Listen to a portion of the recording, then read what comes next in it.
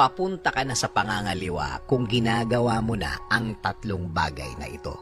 Una, nagdi-delete ka na ng mga messages. Meaning, may itinatago ka na. Meron ka na mga bagay na ayaw mong makita niya o ayaw mong malaman niya. May mga bagay ka nang iniipon na isang araw malalaman niya at alam mong pagmumula ng diskusyon o away.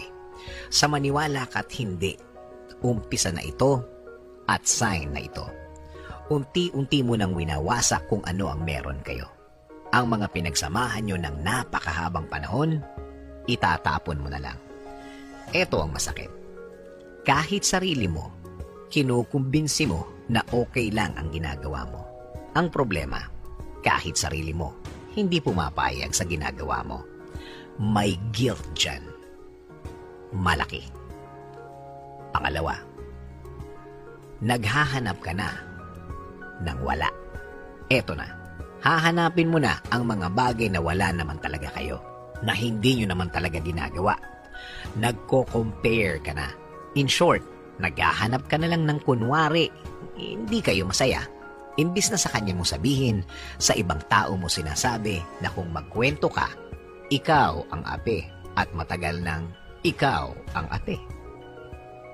Ito namang mga walang kwentang tao na kinukwentuhan mo.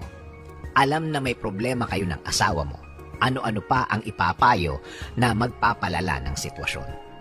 Isa pa, kapag naman tama ang payo ng kinukwentuhan mo, kokontrahin mo, babarahin mo, sosoplain mo, at sasabihin mong, hindi mo ko naiintindihan eh. Pangatlo, nagko-compare ka na sa ibang relasyon.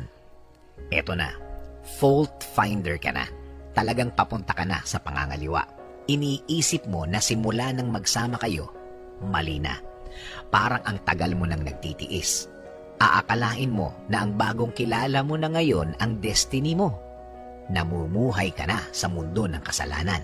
Kasi, imagine ka na ng imagine. Paano nga kung magiging kayo ng nakilala mo? Kapag uuwi ka na, para ka nang pinapaso at gusto mo palaging may lakad. Wala kang pakialam kung weekend o kaya holiday. Ang mga araw na yan, ang tingin mo dyan, oportunidad na makakalabas ka na naman at mas mahabang panahon ang magagamit mo. Magagamit mo sa panluloko. Since nagagamit mo na ang supposed to be budget nyo, maapektuhan na ngayon ang gastos nyo sa pamilya. At oo, buong pamilya ang apektado. Alin man dyan ang mga nararanasan mo, mabuting tigilan na at tama na. Kaya mo napanood ang video na ito. Diyos na rin ang gumawa ng paraan para mapanood mo ito, para ma-remind ka na mali ang bagay na sisimulan mo. At sa huli, pagsisisihan mo. Sabi nga sa Hebrews 13:4, maging marangal nawa sa lahat ang pag-aasawa at huwag nawang magkadungis ang higaan sapagkat ang mga mapakiapid at ang mga mapangalunya ay pawang hahatulan ng Diyos.